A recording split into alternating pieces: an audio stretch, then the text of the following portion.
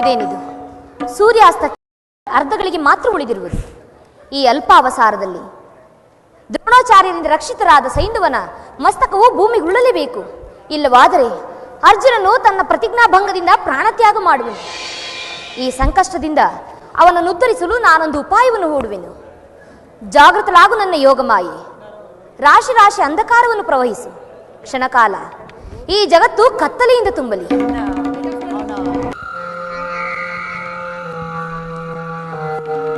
ಸೂರ್ಯಾಸ್ತವಾಯಿತು. ಅಂಧಕಾರವು ಎಲ್ಲೆಲ್ಲಿಯೂ ಕವಿದಿರುವುದು. ಇದು ಜಗತ್ತಿನ ಅಂಧಕಾರವಲ್ಲ, ಅರ್ಜುನನ ಜೀವನದ ಅಂಧಕಾರ. ಪ್ರತಿನಿತ್ಯದ ಸೂರ್ಯಾಸ್ತಮಾನ ಅಲ್ಲ, ಅರ್ಜುನನ ಯಶಃ ಸೂರ್ಯನ ಅಸ್ತಮಾನ. ಈ ದಿನ ನನ್ನ ಪ್ರತಿಜ್ಞೆಯು ಭಂಗವಾಯಿತು. ನನ್ನ ಪುತ್ರನ ಮರಣಕ್ಕೆ ಕಾರಣನಾದ ಸೈಂಧವನು ಇನ್ನೂ ಬದುಕಿರುವನು. ಸ್ವಯಂ ಪರಶಿವನೊಡನೆ ಹೋರಾಡಿ ಪಾಶುಪತಾಸ್ತ್ರವನ್ನು ಪಡೆದ ನನಗೆ ಇಂಥ ಅಪಮಾನವೇ? ಛೇ! ನನ್ನ ಪ್ರಿಯ ಸಹೋದರರ ಮ್ಲಾನ ಮುಖಗಳನ್ನು ನೋಡುವ ಮೊದಲೇ ಈ ತುಚ್ಛ ಜೀವನವನ್ನು ಕೊನೆಗಾಣಿಸಿಕೊಳ್ಳುವುದು. ಆದರೆ ಕೃಷ್ಣನೆಲ್ಲಿ ಅಂತ್ಯಕಾಲದಲ್ಲೊಂದು ಸಾರಿ ನನ್ನ ಪ್ರಾಣಸಖನಾದ ಕೃಷ್ಣನನ್ನು ನೋಡುವ ಆಸೆ. ಕೃಷ್ಣ, ಚಕ್ರಪಾಣಿ, ಪರಮಾತ್ಮ ಎಲ್ಲಿರುವೆ ಮಾಧವ? ಕೃಷ್ಣ, ಈ ರೀತಿ ಏಕೆ ಸ್ತಂಭನಂತೆ ನಿಂತಿರುವೆ? ಅರ್ಜುನನ ಪ್ರತಿಜ್ಞೆ ಭಂಗವಾಯಿತು ಎಂದು ಚಿಂತೆಯೇ? ಜಯ ಅಪಜಯ ಯಾರ ಅಧೀನ? ಮಾನವನ ಘಟನಾ ಶಕ್ತಿಗೆ ಅತೀತವಾಗಿದ್ದುದು ಚಿಂತಿಸಿ ಫಲವೇನು? ಬಾ ಮಿತ್ರ, ಬಾ. ನಿನ್ನ ನಾಮಸ್ಮರಣೆಯಿಂದ ಪ್ರಜ್ವಲಿತ ಜ್ವಾಲೆಯಲ್ಲಿ ಚಿತಾಗ್ನಿಯಾಗು. ಏನು? ನಿನ್ನ ಚಿತೆಯನ್ನು ನಾನು ಉರಿಸುವುದೇ? ಅರ್ಜುನನ ಲಾಟದಲ್ಲಿ ಅಂತಹ ಘಟನೆ ಬರೆದಿದ್ರೆ ಅದು ಕೂಡ ಆಗಬಹುದು. ಸಮಾನವಾಗಿರುವುದು. ಓಡು ಸೈಂಧವ, ಓಡು, ನಿನಗಿನ್ನು ಭಯವಿಲ್ಲ.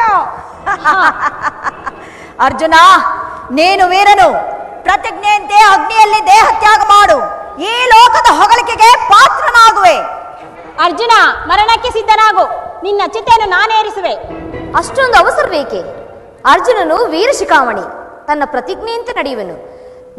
ನಾನೇ ನನ್ನ ಕೈಯಿಂದಲೇ ಚಿತೆಯನ್ನು ಹಚ್ಚಿಸುವೆನು. ಅರ್ಜುನ, ಪ್ರಿಯ ಬಂಧು, ಈ ಚಿರನೂತನವಾದ ಜಗತ್ತನ್ನು ಒಂದು ಸಾರಿ ನೋಡು. ನನ್ನ ಈ ಪ್ರಸಾದಿತ ಹಸ್ತವು ದೂರದ ದೀಪದಂತೆ ನಿನಗೆ ಕಾಣಿಸುವುದು.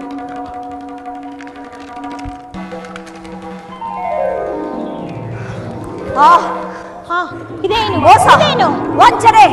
ಕೃಷ್ಣ, ಎಂತಹ ವಂಚಕ ನೀನು! ಓಡು, ಓಡು ಸಿದ್ಧರಾಗ.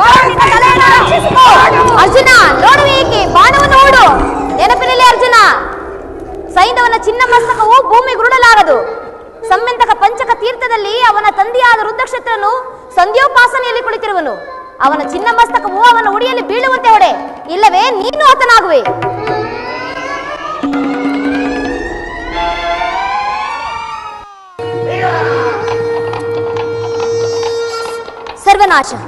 ಸರ್ವನಾಶ! ಕರ್ಣನು ತೊಟ್ಟ ಅಸ್ತ್ರವು ಅರ್ಜುನನ ಮಸ್ತಕದ ಗುರಿ ಹಿಡಿದು ವೇಗವಾಗಿ ಬರುತ್ತಿರುವುದು. ಹೀಗೇನು ಮಾಡಲಿ? ಯಾವ ಉಪಾಯವನ್ನು ಹುಡುಕಲಿ? ಪ್ರಿಯ ಬಂಧು ಅರ್ಜುನ, ನಾನಿಂದು ನಿರುಪಾಯನೇ. ಹೀಗೇನು ಮಾಡಲಿ? ಇರಲಿ, ನಿನ್ನ ರಥವನ್ನು ನಾನು ಉದ್ಧರಿಸುವೆನು. ಅರ್ಜುನ, ತಲೆಯನ್ನು ತಗ್ಗಿಸು ಪಾರ್ಥ, ತಲೆಯನ್ನು ತಗ್ಗಿಸು.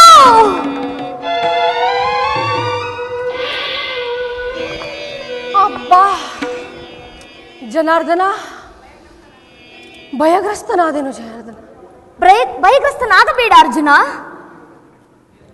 ಜನಾರ್ದನ, ಉಗೀಂದ್ರನ ವಜ್ರಾಯುಧವು, ವರ್ಣನ ಪಾಶವು, ಕುಬೇರನ ಕುಲಿತವು, ಯಾರ ಕಿರೀಟವು ಮುಟ್ಟಲು ಸ್ಪರ್ಶ ಮಾಡಲು ಸಾಧ್ಯವಿಲ್ಲವೋ ಈ ಕರ್ಣನ ಒಂದಲ್ಪ ಬಾಣದಿಂದ ನನ್ನ ಕಿರೀಟವು ನೆಲಗಿರುಳಿತು. ಅರ್ಜುನ, ಸ್ಥಿರನಾಗು, ಧೈರ್ಯವನ್ನು ಕೆಡಬೇಡ. ವ್ಯರ್ಥವಾಯಿತು, ವ್ಯರ್ಥವಾಯಿತು.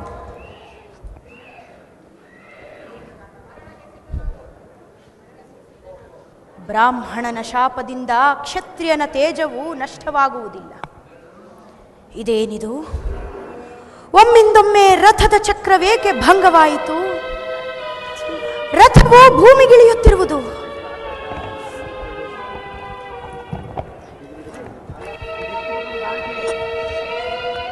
ಆಶ್ಚರ್ಯ! ಒಂದಲ್ಪ ರಥದ ಗಾಲಿಯನ್ನು ಎತ್ತಿ ಹಿಡಿಯುವ ಶಕ್ತಿಯೂ ನನಗಿಲ್ಲವೇ? ಇದು ನಿಜವಾಗಿ ಬ್ರಾಹ್ಮಣನ ಶಾಪ.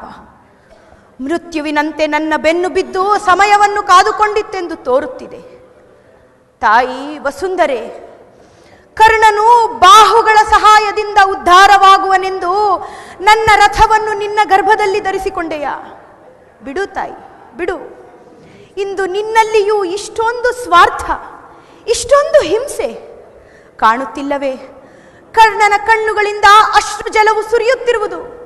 ಬಿಡು ತಾಯಿ, ಬಿಡು. ಆ ಜೀವವು ಕ್ರೀತ ದಾಸನಂತೆ ನಿನ್ನ ಸೇವೆ ಮಾಡುವೆನು. ಅರ್ಜುನ, ಸುಮ್ಮನೆ ನೋಡುವೇಕೆ? ಬಾಣವನ್ನು ಹೂಡು, ಕರ್ಣನನ್ನು ವಧಿಸು, ನಿನ್ನ ರಥವನ್ನು ನಾನು ಉದ್ಧರಿಸುವೆನು.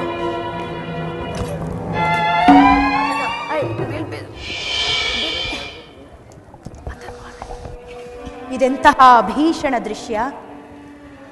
ಜೀವನ ಮರಣಗಳ ಅಪೂರ್ವ ಸಂಧ್ಯೆ ಇದು. ಉದಯೋನ್ಮುಖ ಸೂರ್ಯನಂತೆ ಅರ್ಜುನನ ರಥವು ಭೂಗರ್ಭದಿಂದ ಮೇಲೇಳುತ್ತಿರುವುದು. ಅಸ್ತಂಗತ ಚಂದ್ರನಂತೆ ನನ್ನ ರಥವು ಅಂಧಕಾರದ ಗುಹೆಯಲ್ಲಿ ಲೀನವಾಗುತ್ತಿರುವುದು.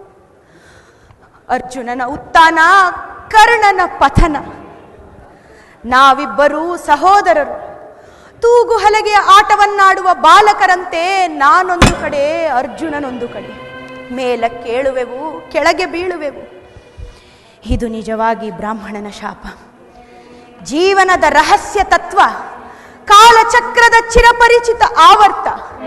ಕುಂತಿ, ನೀನಿಂದು ಜಗಜ್ಜನನಿಯಾದ ಮಹಾಕಾಳಿಯ ರೂಪವನ್ನೇ ಧರಿಸಿರುವೆ. ಆದ್ದರಿಂದಲೇ ಜೀವನವು ಮರಣವು ಒಮ್ಮಿಂದೊಮ್ಮೆ ಏಕಕಾಲದಲ್ಲಿ ನಿನ್ನನ್ನಾಶ್ರಯಿಸಿರುವುದು. ನನಗೆ ಜನ್ಮ ಕೊಟ್ಟ ಉದರವು ಇಂದು ನನ್ನ ಮರಣವನ್ನು ಗರ್ಭದಲ್ಲಿ ಧರಿಸುತ್ತೆಂಬುದನ್ನು ತಿಳಿದೆನು. ಧನ್ಯ ಜನನಿ. ವಾಸುದೇವ, ಇದೋ ನನ್ನ ಅಂತಿಮ ನಮನ.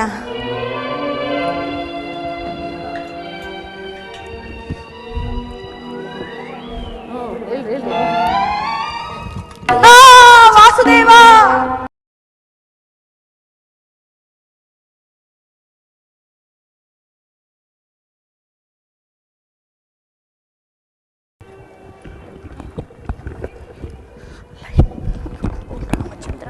ರಾಮಚಂದ್ರ, ವಾಸುದೇವ.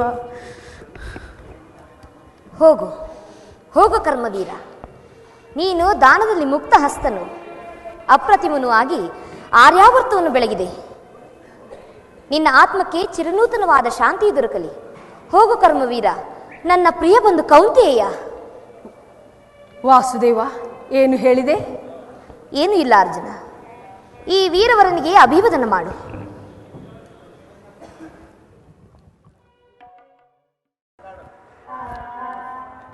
ನನ್ನ ಬುದ್ಧಿ ಕೌಶಲ್ಯಗಳಿಂದ ಆ ದುರ್ಯೋಧನನ ಒಬ್ಬೊಬ್ಬರೇ ಬಂಧು ಮಿತ್ರರು ನಾಶವಾದರು. ಅವನ ಕಣ್ಣಲ್ಲಿ ಒಂದು ತೊಟ್ಟು ನೀರು ಬರಲಿಲ್ಲ. ರಾಜ್ಯದಲ್ಲಿ ಅಶಾಂತಿ ಬಿರುಗಾಳಿಯನ್ನೆಬ್ಬಿಸಲು ರತ್ನ ಸಿಂಹಾಸನವನ್ನು ರಕ್ತ ಕೋಣೆಯಲ್ಲೇ ಮುಳುಗಿಸಿದೆ. ಅವನ ದೃಷ್ಟಿ ಚಲಿಸಲೇ ಇಲ್ಲ. ರೋಮ ರೋಮದಲ್ಲೂ ಕೋಟಿ ಕೋಟಿ ಸಿಡಿಲಿನ ಆಘಾತವನ್ನೇ ಉಂಟು ಮಾಡಿದೆ. ಅವನು ಅತ್ತ ಕಡೆ ದೃಷ್ಟಿ ಹಾಯಿಸಲೇ ಇಲ್ಲ. ಅಬ್ಬ, ಎಂತಹ ವೀರ ಪುರುಷನಿವನು. ಇರಲಿ, ಕೊನೆಗೊಂದು ಪ್ರಯತ್ನವನ್ನು ಮಾಡುವೆನು. ಆ ಪಾಂಡವರ ಪದತಲದಲ್ಲಿ ತಲೆಬಾಗುವಂತೆ ಮಾಡಿ ಅವನ ಸ್ವಾಭಿಮಾನವನ್ನು ನಾಶ ಮಾಡುವೆನು.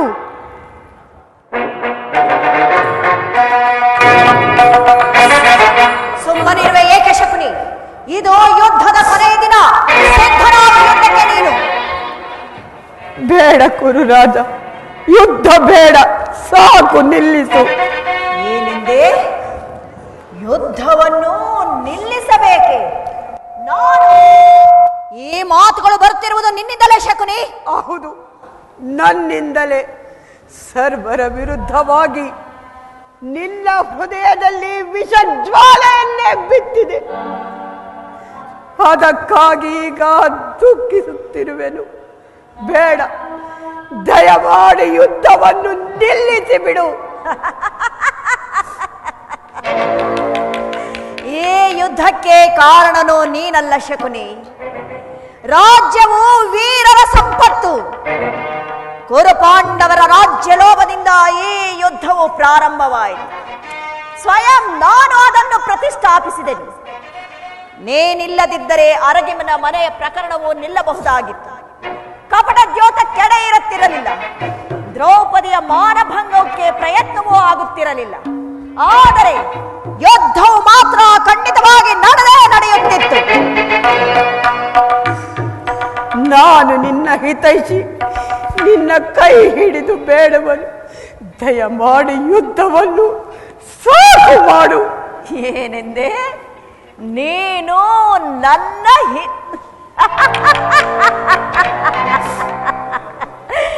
ನಿನ್ನ 100 ಜನ ಸಹೋದರರನ್ನು ನಿರಾಹಾರದಿಂದ ಕೊಂದ ನನಗೆ ನೀನು ಹಿತೈಷಿಯೇ?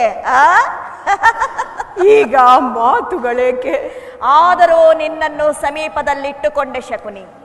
ಅಡಿಗಡಿಗೂ ನೀನು ನನಗೆ ನರಕದ ಮಾರ್ಗವನ್ನೇ ಹಿಡಿಸುವೆ ಎಂದು ತಿಳಿದಿದ್ದು ಸಹ ನಿನ್ನನ್ನು ಪ್ರಿಯ ಬಂಧುವಿನಂತೆ ಆನಂದದಿಂದ ಆಲಂಗಿಸಲಪೇಕ್ಷಿಸಿದೆ. ನಿನ್ನ ಕೂಟ ತಂತ್ರಗಳಿಗೆ ನಾನು ಭಯಪಡಲಿಲ್ಲ. ಕಾರಣವೇನು ಗೊತ್ತೇ? ನೀನೊಬ್ಬ ವಂಚಕ, ಮಿಥ್ಯವಾದಿ, ಕ್ಷುದ್ರ ಕೀಟವೆಂದು ನಿನ್ನನ್ನು ಉಪೇಕ್ಷಿಸಿದೆನಷ್ಟೇ. ಸ್ಥಿರನಾಗು ದುರ್ಯೋಧನ. ನೀನು ಹೋಗಿ ಪಾಂಡವರನ್ನು ಕ್ಷಮೆ ಯಾಚಿಸು. ಅವರು ನಿನ್ನ ರಾಜ್ಯವನ್ನು ನಿನಗೆ ಬಿಟ್ಟು ಕೊಡುವರು. ಏಕೆ ಶಕುನಿ? ಗುರು ಹತ್ಯೆಯನ್ನು ನೋಡಿದ್ದಾಯ್ತು. ನನ್ನ ಕಣ್ಮುಂದೆಯೇ ಯುದ್ಧ ಕ್ಷೇತ್ರದಲ್ಲಿ ನನ್ನ ಸಹೋದರರು, ಪುತ್ರರು ಒಬ್ಬೊಬ್ಬರಾಗಿ ಮೃತರಾಗಿ, ಇನ್ನೂ ನಿನ್ನ ಪ್ರತಿಹಿಂಸೆಯೂ ಆರಲಿಲ್ಲಬೇಕೆ ಶಕುನಿ? ಮತ್ತಾವ ಕೋಟ ತಂತ್ರವನ್ನು ಹೂಡಿರುವೆ ನೀನು ನನ್ನ ವಿರುದ್ಧ. ದುರ್ಯೋಧನನ ಸ್ಥಿರ ಲಕ್ಷ್ಯವು ಲಕ್ಷ ಲಕ್ಷ ಶಕುನಿಗಳ ಕೂಟ ಬುದ್ಧಿಯನ್ನೇ ಪರಾಜಿತ ಮಾಡಿ ಸ್ವರ್ಗದ ಹಾದಿಯನ್ನೇ ಹಿಡಿಯುವುದು. ಶಕುನಿ, ಪಾಂಡವರ ಪದತಲದಲ್ಲಿ ಈ ದುರ್ಯೋಧನನ ನತಮಸ್ತಕವನ್ನು ನೋಡಲಪೇಕ್ಷಿಸಿದೆಯಲ್ಲವೇ? ಹೋಗು, ಶತ್ರು ಪಕ್ಷವನ್ನು ಸೇರಿ ಈ ದುರ್ಯೋಧನನ ಪ್ರಚಂಡ ಧ್ವಂಸವನ್ನು ನೋಡು. ಇಲ್ಲವಾದರೆ ಮಿತ್ರನಂತೆ ನನ್ನೊಡನೆ ಬಾ. ಜೀವನದ ಚರ್ಮ ಸ್ಪಂದನಿಂದ ಆ ಶತ್ರುನ ಹೃದಯವು ಕಂಪಿಸುವುದನ್ನು ನೋಡುವಂತೆ.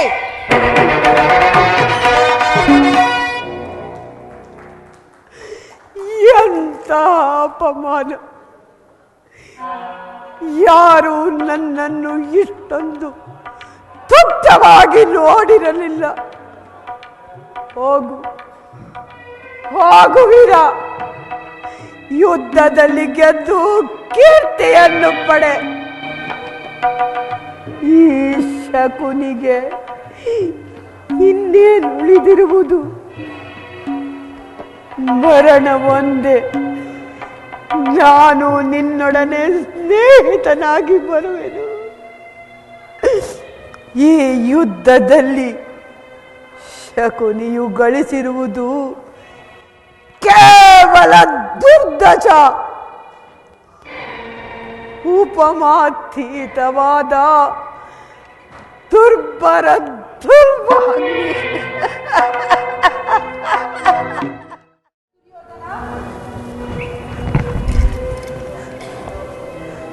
ಇಂದು ಕುರುಕ್ಷೇತ್ರದ ಅಂತ್ಯ ಮಾತ್ರವಲ್ಲ,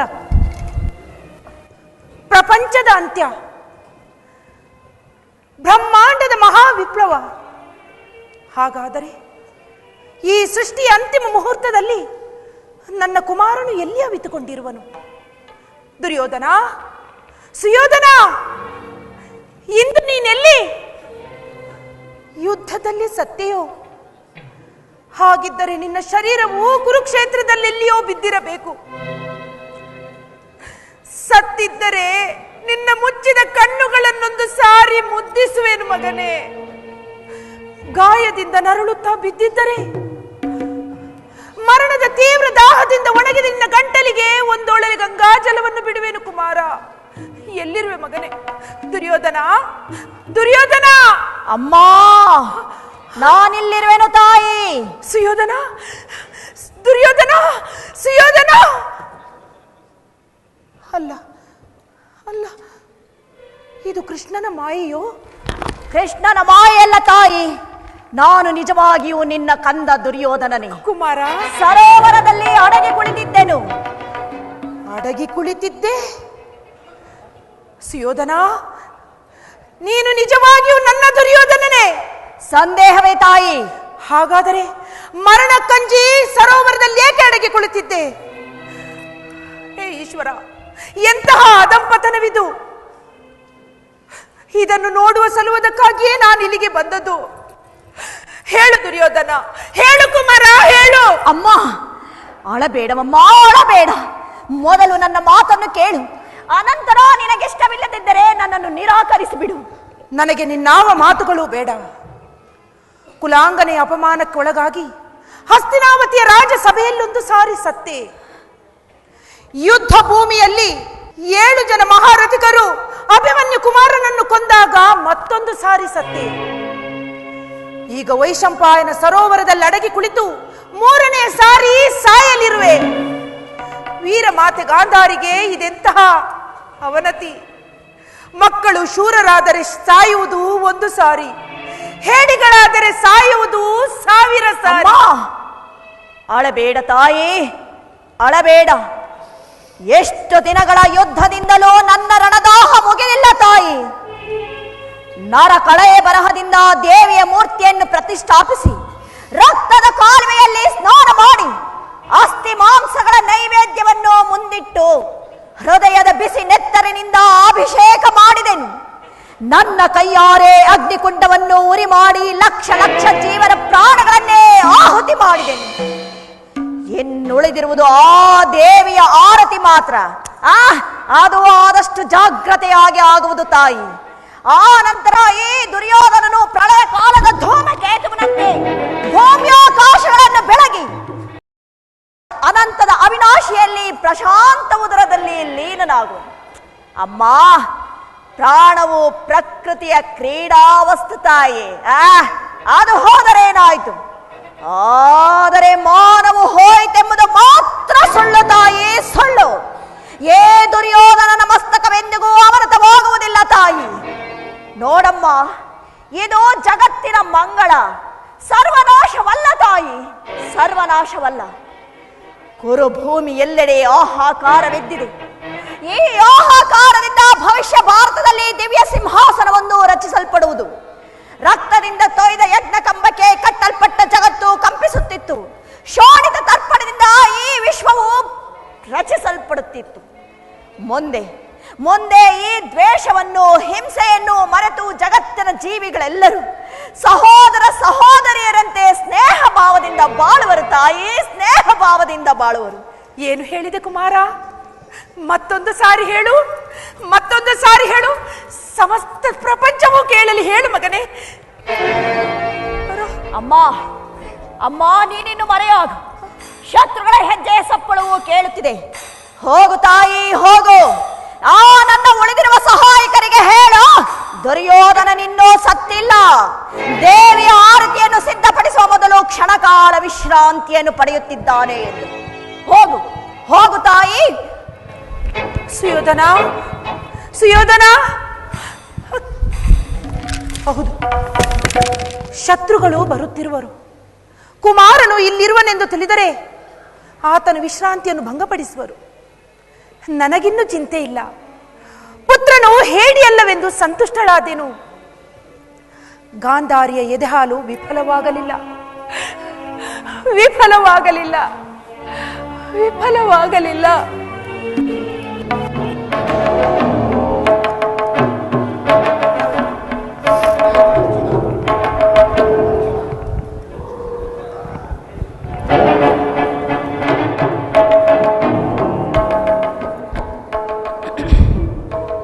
ಭೀಮ, ಇದೆಂತಹ ಅಪಮಾನ! ದುರ್ಯೋಧನನು ಈ ಸಾರಿ ನಿನ್ನನ್ನು ಖಂಡಿತವಾಗಿ ವಂಚಿಸಿದನು. ನನ್ನದಲ್ಲ ವಾಸುದೇವ, ನಿನ್ನನ್ನ. ಈ ಭೀಮಸೇನನ ಪ್ರತಿಜ್ಞೆ ಎಂದಿಗೂ ಭಂಗವಾಗುವುದಿಲ್ಲ. ಈಗೇನು ಮಾಡುವುದು ಜನಾರ್ದನ? ಯುಧಿಷ್ಠಿರ, ಕೂಗು. ದುರ್ಯೋಧನನು ಜಲಸ್ತಂಭದಿಂದ ವೈಶಂಪಾಯನ ಸರೋವರದಲ್ಲಿ ಅಡಗಿ ಕುಳಿತಿರುವನು. ಕೂಗು, ಹೊರಗೆ ಬರುವನು. ನಿಶ್ಚಯ ವಾಸುದೇವ. ಆದರೆ ಧರ್ಮರಾಯನ ಮಾತಿನಲ್ಲಿ ಈ ಪುರುಷೋಕ್ತಿಗಳು ಬರುವುದಾದರೂ ಹೇಗೆ? ನಾನು ಪ್ರಾರಂಭಿಸುವೆನು. ಎಲ್ಲವೋ ದುರ್ಯೋಧನ, 11 ಅಕ್ಷೋಹಿಣಿ ಕುರು ಸೈನ್ಯವನ್ನ ನಾಶ ಮಾಡಿದೆ. ಭೀಷ್ಮ, ದ್ರೋಣ, ಕೃಪಾಶ್ವತ್ಥಾಮರೇ ಮೊದಲಾದ ಮಹಾರಥಿಕರು ನಿನಗೋಸ್ಕರವಾಗಿ ಮರಣವನ್ನು ಹೊಂದಿದರು. ಶಕುನಿಯಂತಹ ನರಾಧಮನು ರಣರಂಗದಲ್ಲಿ ವೀರನಂತೆ ಹೋರಾಡಿ ಮಾಡಿದನು. ಭರತ ವಂಶದ ಕಳಂಕ ಸ್ವರೂಪನೇ ಕುಲಾಂಗಾರ, ಸೋತ ನಾಯಿಯಂತೆ ನೀನು ಹೇಡಿಯಾಗಿ ಬಂದು ಇಲ್ಲಿ ಅಡಿಗೆ ಕುಳಿತಿರುವೆಯ? ಹೊರಗೆದ್ದು ಬಾರೋ ರಣ ಹೇಡಿ.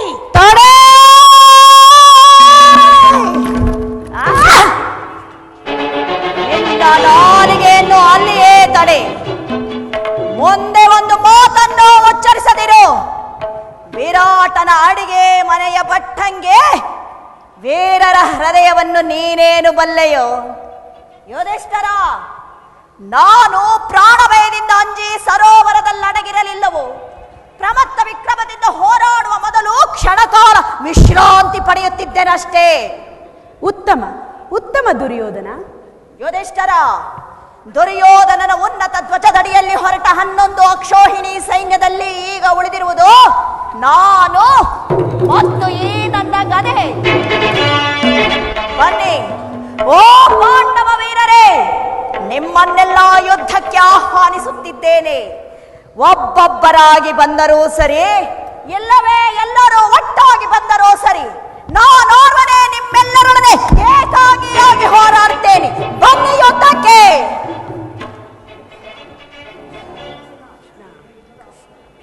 ಭೀಮಸೇನ, ಇದು ನಿನ್ನ ಯುದ್ಧದ ಆಹ್ವಾನ. ದುರ್ಯೋಧನನಿಗೆ ಏನೆಂದು ಉತ್ತರವನ್ನು ಕೊಡುವೆ? ಅದನ್ನು ಕೇಳುವ ಅಗತ್ಯವಿಲ್ಲ ಕೃಷ್ಣ. ಈ ಸುದಿನಕ್ಕಾಗಿಯೇ ನಾನು ಬಹಳ ದಿವಸಗಳಿಂದಲೂ ಕಾದಿದ್ದು. ಬಲ ಕಪಟ ನಾಟಕ ಸೂತ್ರಧಾರಿ, ನೀನು ಯಾರ ಪಕ್ಷವನ್ನು ವಹಿಸುವೆಯೋ ಅವರಿಗೇ ಜಯವೆಂಬುದನ್ನು ನಾನು ಬಲ್ಲೆ ಕೃಷ್ಣ. ಅದಕ್ಕಾಗಿ ನಾನು ದುಃಖಿಸುತ್ತಿಲ್ಲ. ನನ್ನ ಇಚ್ಛೆ ಇಷ್ಟೇ, ಕ್ಷಾತ್ರ ತೇಜದ ಪರಮಾರ್ಥವನ್ನು ಈ ಜಗತ್ತಿಗೆ ತೋರಿಸಬೇಕೆಂದು. ಏ ಭವಿಷ್ಯ ಭಾರತದ ವೀರರ ಹೃದಯದಲ್ಲಿ ದುರ್ಯೋಧನನ ಹೆಸರನ್ನ, ಸಾಹಸವನ್ನ, ವಿಜಯವನ್ನ ದೊಂದುಮೆಯಂತೆ ಮೊಳಗಿಸಬೇಕೆಂದು. ನಿನ್ನ ಇಚ್ಛೆ ಪರಿಪೂರ್ಣವಾಗಲಿ ವೀರವರ. ಪೂರ್ಣವಾಗಲಿಲ್ಲವೇ ಸಹೋದರ? ಅಣ್ಣ, ಯಾವಾಗ ಬಂದೆ? ಕುಶಲವೇ? ಗುರುದೇವ, ಗುರುದೇವ, ಎಷ್ಟು ದಿನಗಳ ಮೇಲೆ ನಿನ್ನ ದರ್ಶನವಾಯಿತು. ಈಗ ಈ ನಿನ್ನ ಪ್ರಿಯ ಶಿಷ್ಯನನ್ನು ಕಾಣಲೆಂದು ಬಂದೆಯಾ? ದುರ್ಯೋಧನ ಕಣ್ಣಲ್ಲಿ ನೀರು. ಏನು ಮಾಡಿದೆ ಕೃಷ್ಣ? ಕೃಷ್ಣ, ನೀನು ಪಾಂಡವರ ಪಕ್ಷ ವಹಿಸಿ ಸುದರ್ಶನವನ್ನು ಹಿಡಿದು ನಿಲ್ಲು. ನಾನು ಈ ಅಲಾಯುಧವನ್ನು ಧರಿಸಿ ದುರ್ಯೋಧನ ಪಾರ್ಶ್ವದಲ್ಲಿ ನೆಲೆಸುವೆನು. ಆಗ ಈ ಭಾರತ ಯುದ್ಧವು ಮತ್ತೊಂದು ರೂಪ ಧರಿಸುವುದನ್ನು ನೋಡುವೆ. ಅಣ್ಣ, ಶಾಂತನಾಗು. ಪಾಂಡವರು ಎಂದಿಗೂ ಯುದ್ಧವನ್ನು ಅಪೇಕ್ಷಿಸಿದವರಲ್ಲ, ಅದು ನಿನಗೇ ತಿಳಿದಿರುವುದು. ಅವರು ವಾಸಕ್ಕಾಗಿ 5 ಗ್ರಾಮಗಳನ್ನು ಹೊಂದಿ ಸುಕೃತರಾಗುವರು. ಅದಕ್ಕಾಗಿ ನಾನೇ ಸಂಧಾನಕ್ಕೆ ಹೋಗಿದ್ದೆನು. ದುರ್ಯೋಧನನು ಸಂಧಾನಕ್ಕೊಪ್ಪದಿದ್ದರೆ ಹೋಗಲಿ, ರಾಜಧರ್ಮವನ್ನೇ ಮರೆತು ನನ್ನನ್ನೇ ಬಂಧಿಸಲು ಯತ್ನಿಸಿದನು. ಈಗಲೂ ಪಾಂಡವರು 5 ಗ್ರಾಮಗಳನ್ನು ಹೊಂದಿ ಸುಕೃತರಾಗುವರು. ನೀನೇ ಸಂಧಾನವನ್ನು ಮಾಡು. ಕುರು ಪಾಂಡವರಲ್ಲಿ ಶಾಂತಿ ಸಂಧಾನವನ್ನು ಸ್ಥಾಪಿಸು. ಏನು ಹೇಳಿವೆ ದುರ್ಯೋಧನ? ನನ್ನ ಕಣ್ಣಿನಲ್ಲಿ ಒಂದು ತೊಟ್ಟು ಕಮ್ಮನಿ ನೋಡಿ ಇಷ್ಟೊಂದು ಕಾತರನಾದೆಯ ಯದುರಾಜ? ನಾನು ದುಃಖದಿಂದ ಕಮ್ಮನಿ ಸುರಿಸಲಿಲ್ಲ. ನನ್ನ ಅಪೂರ್ವ ವಿದ್ಯಮವನ್ನ, ವಿರಾಟ್ ಆಂದೋಲನವನ್ನ ನಿನಗೆ ತೋರಿಸಲಾರದೆ ಹೋದೆನಲ್ಲ ಎಂದು ದುಃಖಿಸುತ್ತಿದ್ದೇನೆ. ಏಕೆಂದರೆ ನೀ ನನ್ನ ಗುರು. ಭೀಮಸೇನ ಸಿದ್ಧನಾದ ಯುದ್ಧಕ್ಕೆ, ಒಡೆದ ವಸ್ತು ಚಾರಣವಾಗಿ ಹೋಗಲಿ. ನಾನು ತಪ್ಪಾಗಿ ತಿಳಿದೆನು, ನನ್ನನ್ನು ಕ್ಷಮಿಸು. ನಿನ್ನ ಕರ್ತವ್ಯವನ್ನು ನೀನು ಮಾಡು, ನಾನು ದ್ವಾರಕೆಗೆ ಹೋಗುವೆ. ಅಣ್ಣ, ಸ್ವಲ್ಪ ತಡೆ, ಗದಾಯುದ್ಧವನ್ನು ನೋಡಿಕೊಂಡು ಹೋಗುವೆಯಂತೆ. ಹಾಗೇ ಆಗಲಿ. ಸಿದ್ಧನಾಗು ಭೀಮಸೇನ. ಏ ದುರ್ಯೋಧನನನ್ನು ನೀನು ವಧಿಸುವೆಯಾದರೆ ಸಮುದ್ರ ಪರಿವೇಷ್ಟಿತ ಧರಣಿಯ ಸಕಲ ಸಂಪದವು ನಿನ್ನದಾಗುವುದು. ದುರ್ಯೋಧನ, ನೀನು ನನ್ನನ್ನು ಜಯಿಸಿದೆಯಾದರೆ ಆ ಚಂದ್ರಾರ್ಕವಾದ ಕೀರ್ತಿಯನ್ನ ಪಡೆಯುವೆ.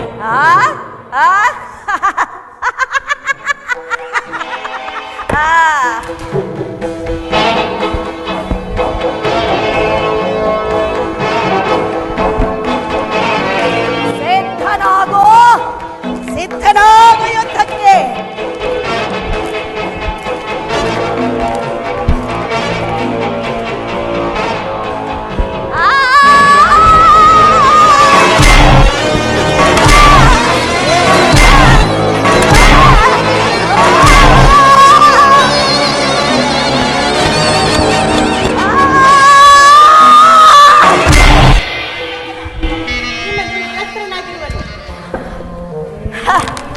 ಕ್ಷಣಕಾಲ ವಿಶ್ರಾಂತಿ ಒಂದು ನರಾಧಮ.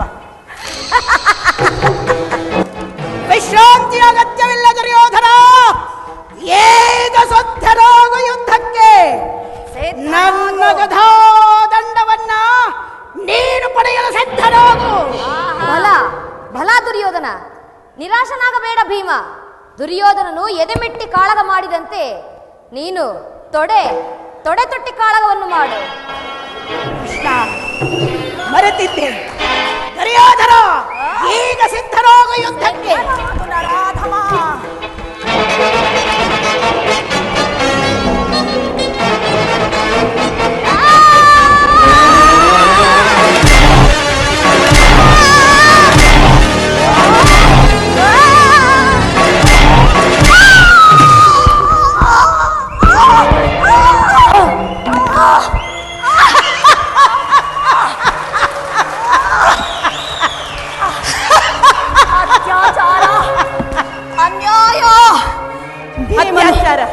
ಭೀಮನು ಯುದ್ಧದ ನಿಯಮವನ್ನೇ ಉಲ್ಲಂಘಿಸಿ ಬಿಟ್ಟನು.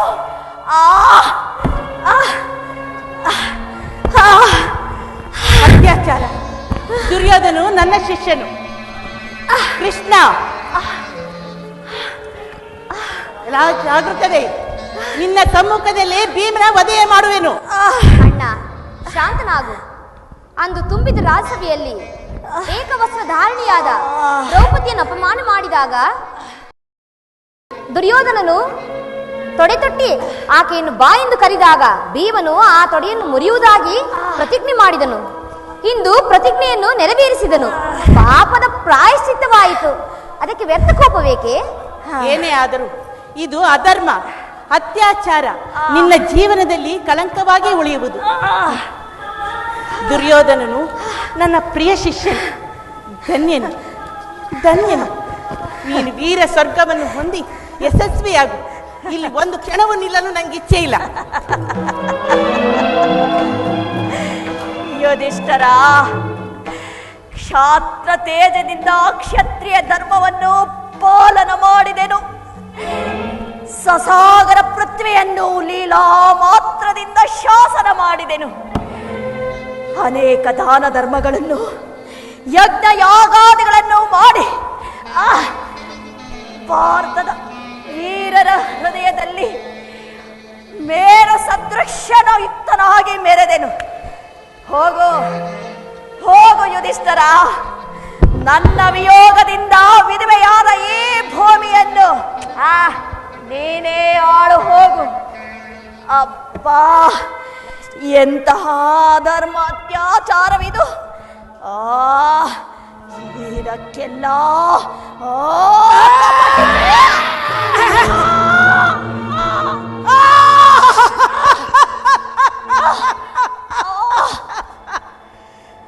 ಇದೇ ಅಲ್ಲವೇ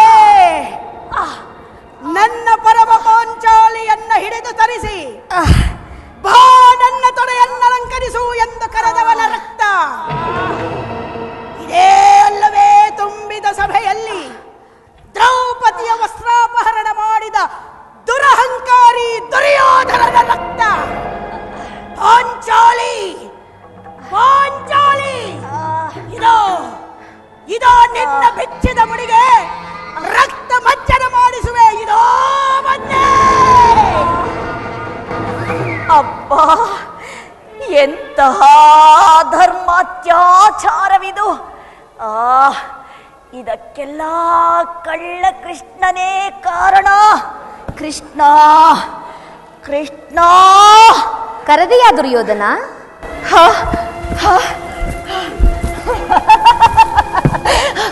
ಅನಂತ, ಅಚ್ಯುತ, ಕೇಶವ, ಮುಕುಂದ, ಮಾಧವ, ರಣಭೂಮಿಯಲ್ಲಿ ತೊಡೆಯೊಡೆದು ಬಿದ್ದಿದ್ದೇನೆ. ನನ್ನನ್ನು ರಕ್ಷಿಸು ಬಾ ಎಂದು ಕರೆದನಂತೆ. ಇವನು ಬಂದು ಬಿಟ್ಟನಂತೆ. ಹೋಗೋ ಗೊಲ್ಲ, ಹೋಗು. ನಿನ್ನ ಸಹಾಯವು ನನಗೆ ಬೇಕಾಗಿಲ್ಲ. ಕೃಷ್ಣ, ಈ ಕುರುಕ್ಷೇತ್ರದ ಜನ್ಮಕ್ಕೆ, ಇದರ ಸೃಷ್ಟಿಗೆ, ಇದರ ನಾಶಕ್ಕೆ ನೀನು ಕಾರಣನು ಕೃಷ್ಣ, ನಾನಲ್ಲ. ಆದರೆ ಈ ದುರ್ಯೋಧನನಂತ ಕ್ಷುದ್ರ ಕೀಟದ ವಿನಾಶಕ್ಕಾಗಿ ಇಷ್ಟೊಂದು ಮಹತ್ ಪ್ರಯತ್ನ ಬೇಕಿ ಕೃಷ್ಣ, ಇಷ್ಟೊಂದು ಮಹತ್ ಪ್ರಯತ್ನ ಬೇಕಿ? ದುರ್ಯೋಧನ, ನೀನು ಕ್ಷುದ್ರನೇ. ಏಕಮಾತ್ರ ಸಂಕಲ್ಪದಿಂದ ಉಜ್ಜೀವಿತನಾಗಿ ಹೋರಾಡಿ ಮಡಿದ ವೀರ ಕ್ಷತ್ರಿಯನು ನೀನು. ಭೀಷ್ಮ, ದ್ರೋಣ, ಕರ್ಣ, 11 ಅಕ್ಷೋಹಿಣಿ ಸೈನ್ಯ ಇವೆಲ್ಲರೂ ನಿನಗಾಗಿ ಯುದ್ಧವನ್ನು ಮಾಡಿ ಪ್ರಾಣತ್ಯಾಗ ಮಾಡಿದರು. ಇಂತಹ ನೀನು ಕ್ಷುದ್ರನಾಗಬಲ್ಲೆಯ? ದುರ್ಯೋಧನ, ನೀನು ಪಾಂಡವರಿಗೆ ಶತ್ರುವಾದರೂ ನನಗೆ ಪ್ರಿಯನು. ನಿನ್ನನ್ನು ಪ್ರಿಯ ಬಂಧುವಿನಿಂದ ಆಲಂಗಿಸಲು ಬಂದೆನು. ಹಸ್ತಿನಾವತಿಯ ರಾಜಸಿಂಹಾಸನದಲ್ಲಿ ನಿನ್ನೊಡನೆ ಯುಧಿಷ್ಠಿರನ್ನು ಕುಳಿತುಕೊಳ್ಳಬೇಕೆಂಬುದು ನನ್ನ ಬಯಕೆಯಾಗಿತ್ತು. ಆದರೆ ನೀನು ಸಂಧಾನ ಕೊಡಂಬಡಲಿಲ್ಲ. ದಾನವಿಜಯ ಯದುಪತಿಯು ನಿನ್ನಲ್ಲಿ ಕ್ಷಮಾಭಿಕ್ಷೆಯನ್ನು ಬೇಡಿ ನಿರಾಶನಾಗಿ ಹಿಂತಿರುಗಬೇಕಾಯಿತು. ದುರ್ಯೋಧನ, ಹಾಗೆ ಹೋಗಿರುವುದಕ್ಕೆ ನಾನು ನಿನ್ನನ್ನು ನಿಂದಿಸುವುದಿಲ್ಲ. ಪ್ರಿಯ ಬಂಧು, ನೀನು ನನ್ನ ಮಿತ್ರನಾಗಿ, ಪಾಂಡವರ ಬಂಧುವಾಗಿ ಅನುಭವಿಸಬೇಕಾಗಿದ್ದಕ್ಕಿಂತ ಗೌರವಕ್ಕಿಂತಲೂ ಈಗ ಈ ಕುರುಕ್ಷೇತ್ರ ಯುದ್ಧದಲ್ಲಿ ನನ್ನ ಪ್ರತಿಕಕ್ಷಿಯಾಗಿ ಪಡೆದ ಗೌರವವು ಅವೆಲ್ಲಕ್ಕಿಂತಲೂ ಅತ್ಯುತ್ತಮವಾದದ್ದು. ನನಗೀಗ ತಿಳಿಯಿತು ದುರ್ಯೋಧನ, ಈ ಕೃಷ್ಣನ ಅವತಾರವು ಗೋಪಿಕೆಯರ ಉದ್ಧಾರಕ್ಕಲ್ಲ, ಕಂಸ ಶಿಶುಪಾಲಾದಿ ದಾನವರ ವಿನಾಶಾರ್ಥವಾಗಲ್ಲ. ಈ ಕುರುಕ್ಷೇತ್ರದ ಕರ್ಮ ಸೂತ್ರವನ್ನು ಕೈಯಲ್ಲಿ ಹಿಡಿದು ವಿರಾಟ್ ಆಂದೋಲನದ ಅಸೀಮ ಸಾಹಸದ ಅಪೂರ್ವ ಆದರ್ಶವೊಂದನ್ನು ತೋರಿಸುವ ಸಲುವಾಗಿ. ಆದರೆ ನನ್ನ ಉದ್ದೇಶವನ್ನು ಅದಕ್ಕೆ ವಿರುದ್ಧವಾಗಿ ನೀನು ಸಾರ್ಥಕಪಡಿಸಿದೆ. ಅದಕ್ಕಾಗಿ ನನಗಿಷ್ಟೊಂದು ಚಿಂತೆ. ದುರ್ಯೋಧನ, ಇಂದು ಮೊದಲನೇ ಸಾರಿಗೆ ನಿನಗಾಗಿ ಕೃಷ್ಣನ ಸಾಹಸ ವದನವು ಚಿಂತೆಯಿಂದ ಮ್ಲಾನವಾಗಿರುವುದು. ಧನ್ಯ ನೀನು ಕೌರವೇಶ್ವರ, ಧನ್ಯ. ಇಲ್ಲ ಕೃಷ್ಣ, ಇಲ್ಲ, ನೀನು ಮಾಯಾವಿ. ನಾನು ನಿನ್ನನ್ನು ನಂಬುವುದಿಲ್ಲವೋ? ನಿನ್ನನ್ನು ನಂಬುವುದಿಲ್ಲ. ನಂಬು ದುರ್ಯೋಧನ. ಈ ಭಾರತದ ಚರಿತ್ರಾಕಾಶದಲ್ಲಿ ಭೀಮಾರ್ಜುನರು, ಯುಧಿಷ್ಠಿರರು ಸಾಮಾನ್ಯ ಗ್ರಹಗಳಂತೆ ಚಲವಿಚಲಿತರಾಗಿ ಕಂಗೊಳಿಸುವರು. ಆದರೆ ನೀನು ನವಜನಾಂಗದ ನವಹೃದಯದಲ್ಲಿ ಸ್ವಾಭಿಮಾನದ ಒಂದು ಚಿರನೂತನವಾದ ಆದರ್ಶವನ್ನು ತಂದಿಟ್ಟು ಧ್ರುವ ತಾರೆಯಂತೆ ಚಲವಿಚಲಿತನಾಗಿ ಆದರ್ಶದಿಂದ ಕಂಗೊಳಿಸುವೆ. ಧ್ರುವ ತಾರೆ, ಈ ದುರ್ಯೋಧನನೊಂದು ಧ್ರುವ ತಾರೆ. ಆದರೆ ಪರಾಜಯ, ಇದು ಪರಾಜಯವಲ್ಲ ದುರ್ಯೋಧನ, ನಿನ್ನ ವಿಜಯ. ಪತನವಲ್ಲ ಉತ್ಥಾನ. ಪರಾಜಯವಲ್ಲ ವಿಜಯ. ಪತನವಲ್ಲ ಉತ್ಥಾನ.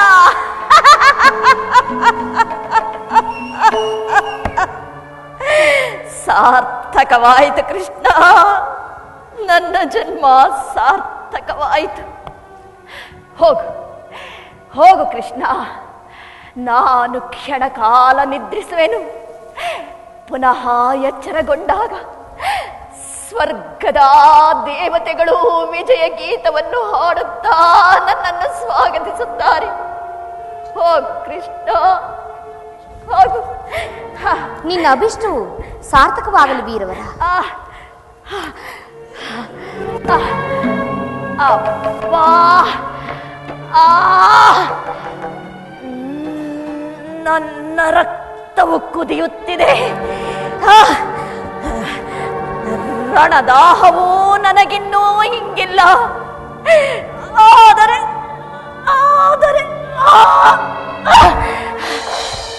ಮೇಲೇಳಲು ಸಹ ಶಕ್ತಿ ಇಲ್ಲದಾಗಿದೆ. ಸಸಾಗರ ಪೃಥ್ವಿಯನ್ನೇ ಶಾಸನ ಮಾಡಿದ ವಸುಂಧರೆಯ ಕುವರ ನಾನು. ಆದರೆ ಇಂದು ಈ ದುರ್ಯೋಧನನ ಸಹಾಯಕ್ಕಾಗಿ ಅಬ್ಬಾ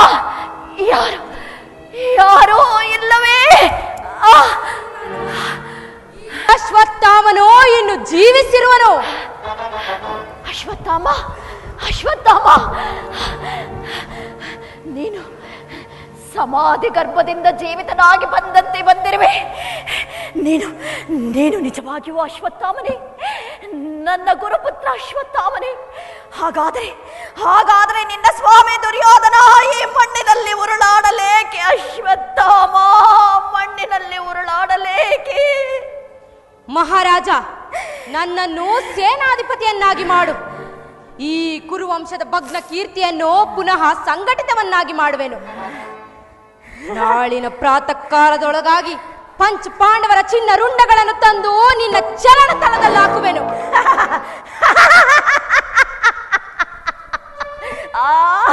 ಪಂಚ ಪಾಂಡವರ ಚಿನ್ನ ರುಂಡ. ಅಬ್ಬಾ, ಕ್ಷಣಕಾಲ ನಾನಂದುಕೊಂಡೆನು ಯುದ್ಧವು ಮುಗಿದೇ ಹೋಯಿತೆಂದು. ಇಲ್ಲ, ನನ್ನ ರಣದಾಹವಿನ್ನೂ ಹಿಂಗಿಲ್ಲ. ಅಶ್ವತ್ಥಾಮ, ನಿಜವಾಗಿಯೂ ನೀನು ಆ ಪಾಂಡವರ ಚಿನ್ನ ರುಂಡಗಳನ್ನು ನನಗೆ ತಂದು ತೋರಿಸುವಿಯಾ? ಹೇಳು ಅಶ್ವತ್ಥಾಮ, ಹೇಳು. ನೀನು ಆ ಪಾಂಡವರನ್ನು ವಧಿಸಬಲ್ಲೆಯಾದರೆ ದ್ರೋಣ ಪುತ್ರನಾದ ಈ ಅಶ್ವತ್ಥಾಮನು ಚಿರಂಜೀವಿ. ನಾನಾಗೆ ಮರಣದ ಭಯವಿಲ್ಲ. ಪಂಚ ಪಾಂಡವರ ಚಿನ್ನ ರುಂಡಗಳನ್ನು ತಂದು ನಿನ್ನ ಪಾದದಡಿಗೆ ಇಡುವೆನು ಮಹಾದೇವ. ಪಂಚ ಪಾಂಡವರ ಚಿನ್ನ ರುಂಡ, ಹೋಗು. ಇಂದಿನ ಯುದ್ಧದ ಸೇನಾಧಿಪತಿ ಪಟ್ಟವನ್ನು ನಿನಗೆ ಕಟ್ಟುತ್ತೇನೆ. ಉರಿಸು ಮತ್ತೆ ಯುದ್ಧದ ಭೀಕರ ಜ್ಯೋತಿಯನ್ನು. ಸೇನಾಧಿಪತಿ ಪಟ್ಟವನ್ನು ಕಟ್ಟಲು ನೀರನ್ನು ಎಲ್ಲಿಂದ ತರಲಿ? ಹೆಣ ಬಣವೆಗಳ ರಾಶಿಗಳ ಮಧ್ಯದಲ್ಲಿರುವುದು ರಕ್ತದ ಕೆಸರೊಂದೇ. ಇದು ಈ ರಕ್ತದ ಕೆಸರಿನಿಂದಲೇ ನಿನಗೆ ಪಟ್ಟ ಕಟ್ಟುತ್ತೇನೆ. ಹೋಗು ಅಶ್ವತ್ಥಾಮ, ಜಯಶೀಲನಾಗಿ ಬಾ. ಪಾಂಡವರ ಚಿನ್ನ ರುಂಡಗಳನ್ನೊಮ್ಮೆ ನನಗೆ ತಂದು ತೋರಿಸಿ. ಹೋಗು. ಪ್ರಳಯ ಕಾಲದ ಭೈರವನಂತೆ ವಿಜೃಂಭಿಸು ಅಶ್ವತ್ಥಾಮ. ನೋಡು ಕೌರವೇಶ್ವರ, ಈ ಭೂಮಿಯು ಅಂಧಕಾರದಲ್ಲಿ ಮುಳುಗಿರುವುದು. ನಾನು ಈ ದಿನ ಮಾಡುವ ಹತ್ಯೆಯಿಂದ ಈ ಭೂಮಿಯು ಮಹಾಭಯದಿಂದ ಕಂಪಿತವಾಗುವುದು. ಆಕಾಶದಿಂದ ನಕ್ಷತ್ರಗಳು ಭೂಮಿಗುರುಳುವವು. ಮತ್ತು ನಾನು ಈ ಪ್ರಳಯದ ರಕ್ತ ಭೀಷಣ ಲೋಕದಲ್ಲಿ ಪಂಚಪಾಂಡವರ ಶಿರಗಳನ್ನು ಭೇದಿಸಿ ನಿನ್ನ ಪದ ಪ್ರಾಂತದಲ್ಲಿ ತಂದು ಹಾಕುವೆನು. ಎಲವಾ ಕೌಂತೆಯರೇ, ನಿಮಗೆ ಇನ್ನು ಉಳಿಗಾಲವಿಲ್ಲ. ಈ ಚಿರಂಜೀವಿ ಅಶ್ವತ್ಥಾಮನ ಬರುತ್ತಿರುವನು.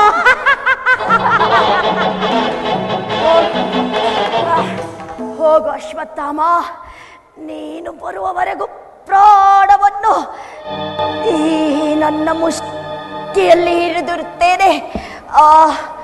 ಅಮ್ಮ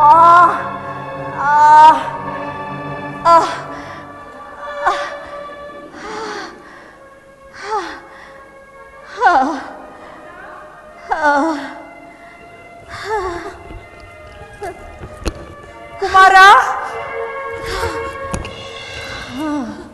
ಕುಮಾರ, ಕುಮಾರ, ಕುಮಾರ. ಪುನಃ ನಿದ್ರಾ ಬಂದು ನನ್ನ ಸಂತಪ್ತ ಆತ್ಮವು ಭಂಗವಿಲ್ಲದ ಚಿರಶಾಂತಿಯನ್ನು ಹೊಂದಲು ಕಾತರಗೊಂಡಿರುವುದು. ಮಾನವನು ಮುರುಕು ಮನೆಯನ್ನು ತ್ಯಜಿಸುವಂತೆ ಈ ನರಕಳಯೇ ಬರಹವನ್ನು ತ್ಯಜಿಸಲು ನನ್ನ ಆತ್ಮವು ಸಂತೃಪ್ತಿ ಪಡುತ್ತಿರುವುದು. ಆನಂದದಿಂದ ಅಲೆದಾಡಲಪೇಕ್ಷಿಸುತ್ತಿರುವುದು. ಆದರೆ ಬಲಾತ್ಕಾರದಿಂದ ನಾನದನ್ನು ತಡೆದಿರುವೆನು. ಅಬ್ಬಾ, ಅದಕ್ಕಾಗಿ ಇಷ್ಟೊಂದು ಸಂತಾಪ, ಎಷ್ಟೊಂದು ಆತಂಕವೆಂದು ತೋರುತ್ತಿದೆ. ಅಮ್ಮ ವಸುಂಧರೆ, ಅದೆಷ್ಟು ಕೋಮಲವಾಗಿದೆಯೇ ನಿನ್ನ ಶರೀರ. ಹಿಂದೆ ಎಷ್ಟೋ ಬಾರಿ ಬರಿಯ ನೆಲದ ಮೇಲೆ ಮಲಗಿರುವೆನು. ಚಿಕ್ಕಂದಿನಲ್ಲಿ ಆಡುತ್ತಾಡುತ್ತಾ ನಿನ್ನ ಮೈ ಮೇಲೆ ಬಿದ್ದು ಉರುಳಾಡಿರುವೆನು. ಆಗ ಈ ಕೋಮಲತೆ ಎಲ್ಲಿ ಹೋಗಿತ್ತೆ ತಾಯಿ ವಸುಂಧರೆ, ಎಲ್ಲಿ ಹೋಗಿತ್ತೆ? ಇದು ಕಠಿಣ ದಾಳವಲ್ಲ, ಯಾವುದೋ ಹೆಂಗಸಿನ ದೇಹ. ಯಾರು ನೀನು? ಯಾರು? ಪಾಂಚಾಲಿಯೇ, ನನ್ನನ್ನು ನಿನ್ನ ತೊಡೆಯ ಮೇಲೆ ಮಲಗಿಸಿಕೊಂಡು ಏನು ಮಾಡುತ್ತಿರುವೆ ರಾಜಪುತ್ರಿ? ನರಸಿಂಹನದ್ದೇ ನನ್ನ ವಕ್ಷವನ್ನು ಭೇದಿಸುವೆಯಾ? ಭೇದಿಸು ತಾಯಿ, ನನ್ನ ವಕ್ಷವನ್ನು ಭೇದಿಸು. ನಿನ್ನನ್ನು ತುಂಬಿದರಾದ ಸಭೆಯಲ್ಲಿ ಅಪಮಾನಗೊಳಿಸಿದೆ. ನಿನ್ನ ಸ್ತ್ರೀ ಜಾತಿಯ ಮಾತೃತ್ವವನ್ನು ಕಾಲಿನಿಂದ ತುಳಿದೆ. ಪರಮ ಪಾತಕಿಯಮ್ಮ ನಾನು, ಪರಮ ಪಾತಕಿ. ಭೇದಿಸು ತಾಯಿ, ಏ ದುರ್ಯೋಧನನ ವಕ್ಷವನ್ನು ಭೇದಿಸು. ನಿನ್ನ ಶಾಪದ ಅಗ್ನಿಶಿಕೆಯಿಂದ ದುರ್ಯೋಧನನ ಪಾಪವೆಲ್ಲವೂ ದಗ್ಧವಾಗಿ ಹೋಗಲಿ ತಾಯಿ, ದಗ್ಧವಾಗಿ ಹೋಗಲಿ. ಜೀವಿತದ ಕೊನೆಯ ಪುಟಗಳಲ್ಲಿ ದುರ್ಯೋಧನನ ಆತ್ಮವು ಪುಟಕ್ಕಿಟ್ಟ ಚಿನ್ನದಂತೆ ಹೊಳೆಯಲಿ. ನನ್ನನ್ನು ಭೇದಿಸು ತಾಯಿ, ನನ್ನನ್ನು ಭೇದಿಸು. ಈ ಕಣ್ಣೀರೇಕೆ? ಅಬ್ಬಾ, ಇದು ಕಣ್ಣೀರಲ್ಲ, ತಪ್ತಲ. ಅಮ್ಮ, ನಿನ್ನ ಇಷ್ಟೊಂದು ದುಃಖಕ್ಕೆ ನಾನು ಕಾರಣನಾಗಿ ಹೋದೆನೆ ತಾಯಿ. ಕುಮಾರ, ನಾನು ದ್ರೌಪದಿ ಅಲ್ಲ, ನಿನ್ನ ತಾಯಿ ಗಾಂಧಾರಿ. ಮಗನೇ, ನನ್ನ ತಾಯಿ ಗಾಂಧಾರಿಯೇ? ಹೌದು ಮಗನೇ, ಇಂದು ನನ್ನ ಕಣ್ಣಿನಲ್ಲಿ ರಕ್ತ ಸುರಿಯುತ್ತಿರುವುದು ಕಂದ, ರಕ್ತ ಸುರಿಯುತ್ತಿರುವುದು. ಅಮ್ಮ ಅಮ್ಮ, ಈ ವಿಜನ ಪ್ರವೇಶದಲ್ಲಿ ಈ ಹೆಣಬಡವೆಗಳ ರಾಶಿಗಳ ಮಧ್ಯದಲ್ಲಿ ಬಿದ್ದು ನಾನಂದುಕೊಂಡೆ ಈ ದುರ್ಯೋಧನನನ್ನು ನೋಡಲು ಯಾರೋ ಬರುವುದಿಲ್ಲವೆಂದು, ನನ್ನನ್ನು ಹುಡುಕಲು ಯಾರೋ ಬರುವುದಿಲ್ಲವೆಂದು. ಆದರೆ ನೀನು ಬಂದೆ ತಾಯಿ.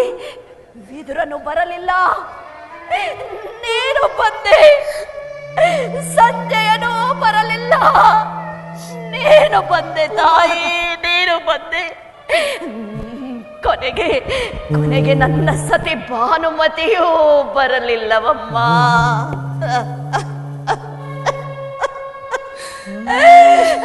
ನೀನು ಬಂದೆ.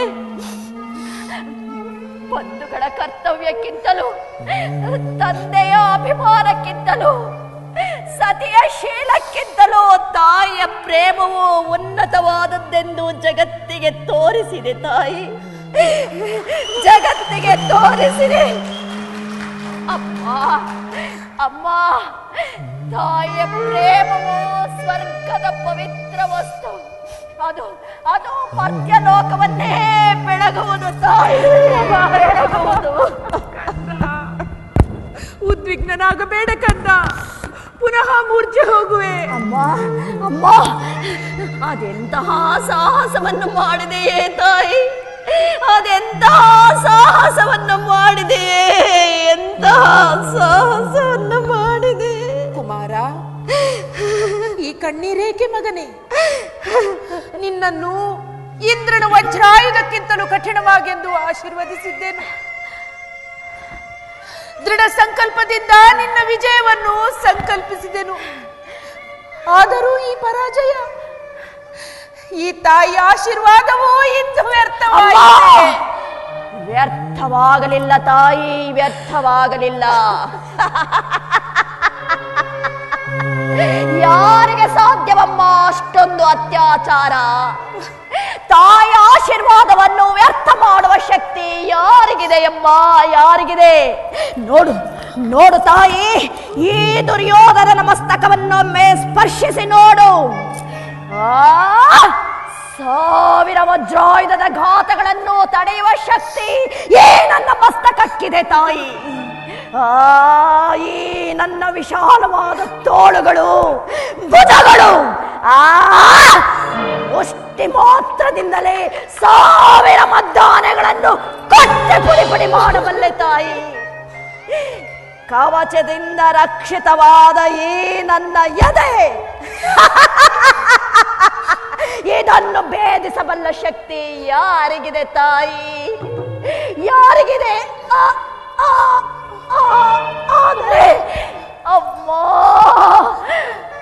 ಆದರೆ ಈ ನನ್ನ ತೊಡೆ ತುಂಬಿದ ರಾಜಸಭೆಯಲ್ಲಿ ತೊಡೆ ತಟ್ಟಿ ದ್ರೌಪದಿಯನ್ನು ಕೆಳಗೆ ಕರೆದ ನನ್ನ ತೊಡೆ, ಅಪ್ಪ, ಭೀಮನ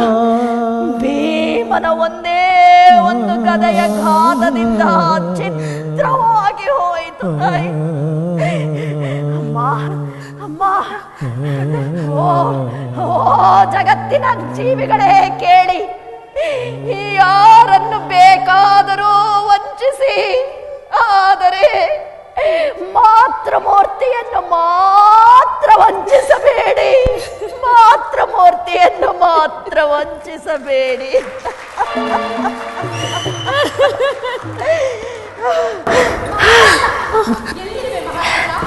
ಎಲ್ಲಿರುವೆ?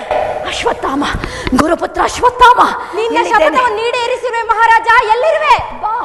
ಬಾ ಅಶ್ವತ್ಥಾಮ, ಇಲ್ಲೇ ಇದ್ದೇನೆ, ನಿನಗಾಗಿ ಕಾಯುತ್ತಿದ್ದೇನೆ. ಬಾ ಅಶ್ವತ್ಥಾಮ. ಮಹಾರಾಜ, ಪಂಚ ಪಾಂಡವರ ಚಿನ್ನ ರುಂಡಗಳನ್ನು ತಂದಿರುವೆ. ಪಾಂಡವರ ಚಿನ್ನ ರುಂಡ.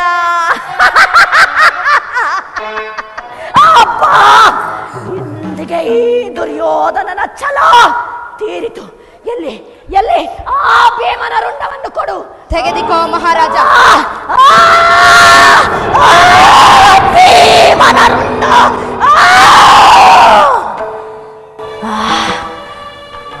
ಇದು ಭೀಮನ ರುಂಡವೇ? 1000 ವಜ್ರಾಘಾತದ ಆಹುತಿಗಳಿಂದಲೂ ತುಂಡಾಗದ ಇದು ಭೀಮನ ರುಂಡವೇ? ಇಲ್ಲ ಇಲ್ಲ, ನನ್ನ ಕೈಗೆ ಬಂದ ಕ್ಷಣವೇ ಹಾರಿ ಅಂತರಿಕ್ಷವನ್ನು ಸೇರಬೇಕಾಗಿತ್ತು. ಇದು ಭೀಮನ ರುಂಡವಲ್ಲ, ಭೀಮನ ರುಂಡವಲ್ಲ.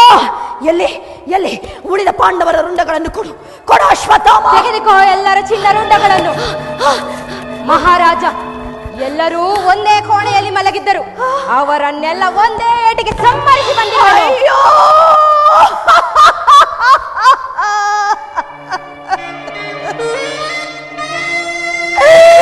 ಅಯ್ಯೋ ಅಶ್ವತ್ಥಾಮ, ಎಂತಹ ಕಾರ್ಯವನ್ನು ಮಾಡಿದೆಯೋ, ಎಂತಹ ಕಾರ್ಯವನ್ನು ಮಾಡಿದೆ. ಇದು ಪಾಂಡವರ ರುಂಡಗಳಲ್ಲವೋ? ದ್ರೌಪದಿಯ ಮಕ್ಕಳಾದ ಒಬ್ಬ ಪಾಂಡವರ ರುಂಡಗಳು.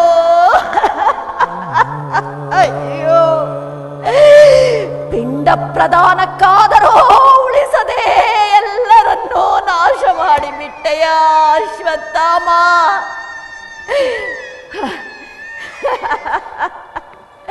ಚಿರಂಜೀವಿ ನಾನೆಂಬ ಹಮ್ಮಿನಿಂದ ಬೀಗುತ್ತಿದ್ದೆಯಲ್ಲವೇ?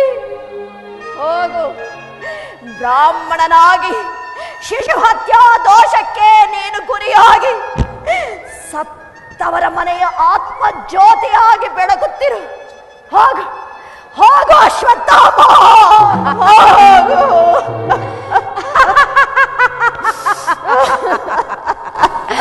ಈ ಚಿರಂಜೀವಿ ಅಶ್ವತ್ಥಾಮ ಸತ್ತವರ ಮನೆಯ ಆತ್ಮ ಜ್ಯೋತಿ. ದೀಪದ ನಿರ್ವಾಣವಾಯಿತು. ಏ ಮಹಾದೇವ, ನೀನು ಪಾಂಡವರನ್ನು ಉದ್ಧಾರ ಮಾಡಿದೆ. ಆದರೆ ಶಿಶು ಹತ್ಯ ಪಾಪವನ್ನು ನಾನೇ ಪ್ರಾಯಶ್ಚಿತ ಮಾಡಿಕೊಳ್ಳಬೇಕೆ? ಈ ಚಿರಂಜೀವಿ ಅಶ್ವತ್ಥಾಮನ ಹಣೆಯಲ್ಲಿ ಆತ್ಮಹತ್ಯೆಯ ಘೋರ ಚಿತ್ರವನ್ನು ಬರೆದಿರುವೆಯಾ?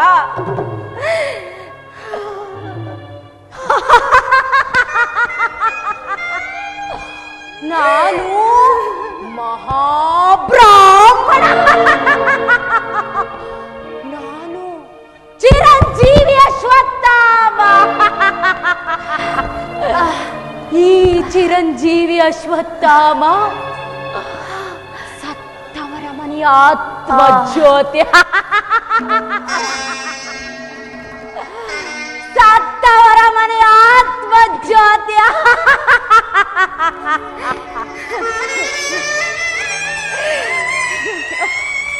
ಈಶ್ವರ ಈಶ್ವರ, ಅಭಿಮಾನಧನ ಛಲದಂಕ ಮಲ್ಲನೆಂದು ಬಿರುತಾಂಕಿತನಾಗಿ ಮೆರೆದ ನನ್ನ ಜೀವಿತದ ಕೊನೆಯ ಪುಟದಲ್ಲಿ ಇದೆಂತಹ ಘೋರವಾದ ಅಧ್ಯಾಯವನ್ನು ಬರೆದು ಬಿಟ್ಟೆಯೋ, ಎಂತಹ ಘೋರವಾದ ಅಧ್ಯಾಯವನ್ನು ಬರೆದು ಬಿಟ್ಟೆ. ಛಲವೇ ಬಲ, ಛಲವೇ ನನ್ನ ಸರ್ವಸ್ವ ಎಂದು ಮೆರೆದೆ. ಸಹೋದರರನ್ನು ಜ್ಞಾತಿಗಳೆಂದು ಅಂಗೀಕರಿಸದೆ ಅವರಿಗೆ ಕೊಡಬಾರದ ಹಿಂಸೆಯನ್ನು ಕೊಟ್ಟೆ. ತುಂಬಿದ ಸಭೆಯಲ್ಲಿ ದ್ರೌಪದಿಯ ವಸ್ತ್ರಾಪಹರಣ ಮಾಡಿಸಿದೆ. ಅಬ್ಬಾ, 9 ತಿಂಗಳು ಹೆತ್ತು ಹೊತ್ತು ಸಾಕಿ ಸಲಹಿದ ತಾಯಿಯ ವಾಕ್ಯವನ್ನೇ ಧಿಕ್ಕರಿಸಿ ಬಿಟ್ಟೆ. ಅಭಿಮನ್ಯು ಕುಮಾರ, ಇದ್ದರೆ ಇರಬೇಕು ಜಗತ್ತಿನಲ್ಲಿ ನಿನ್ನಂತಹ ವೀರ.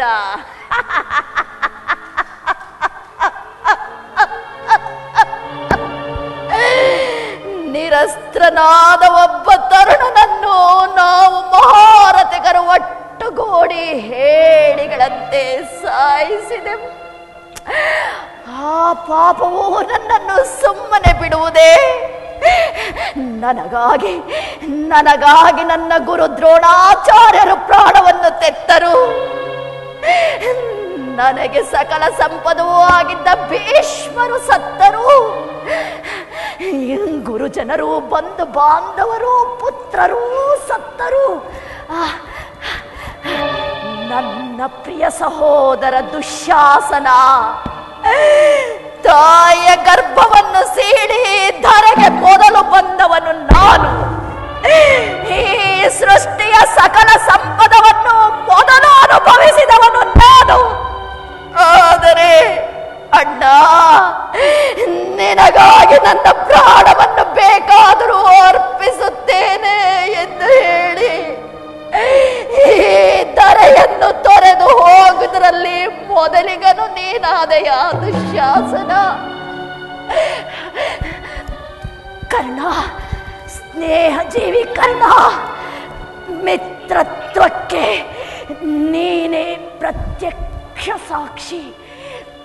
ನನ್ನೀ ಪಾಪಕ್ಕೆ ಕೊನೆಯುಂಟೆ? ನನ್ನೀ ಪಾಪಕ್ಕೆ ಕ್ಷಮೆಯುಂಟೆ? ಸಾಧ್ಯವಾದರೆ ಎಲ್ಲರೂ ಕ್ಷಮಿಸಿ. ದ್ರೌಪದ, ಅಭಿಮನ್ಯು, ದುಶ್ಯಾಸನ, ಕರ್ಣ,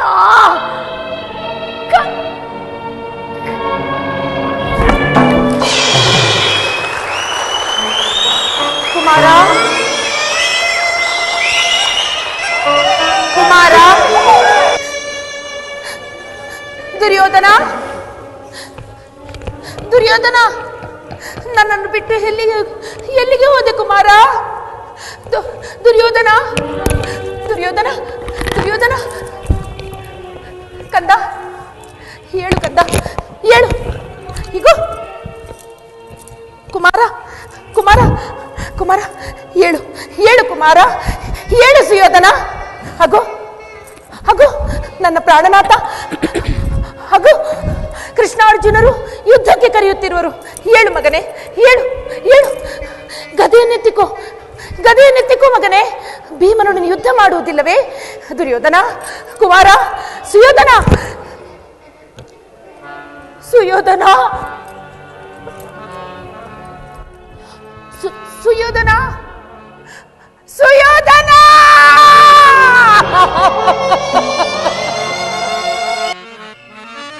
ಯದಾ ಯದಾ ಹಿ ಧರ್ಮಸ್ಯ ಗ್ಲಾನಿರ್ಭವತಿ ಭಾರತ ಅಭ್ಯುತ್ಥಾನಮಧರ್ಮಸ್ಯ ತದಾತ್ಮಾನ ಸುಚಾಮ್ಯಹಂ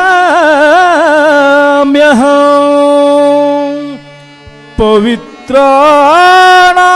ಸಾಧೂನಾ ವಿನಾಶಾಯ ಚ ದುಷ್ಕೃತ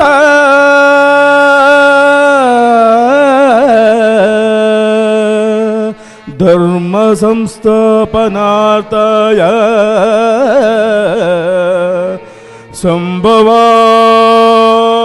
ಸಂಭವಾಮಿ ಯುಗೆ ಯುಗೆ ಯುಗೆ ಯುಗೆ ಯುಗೆ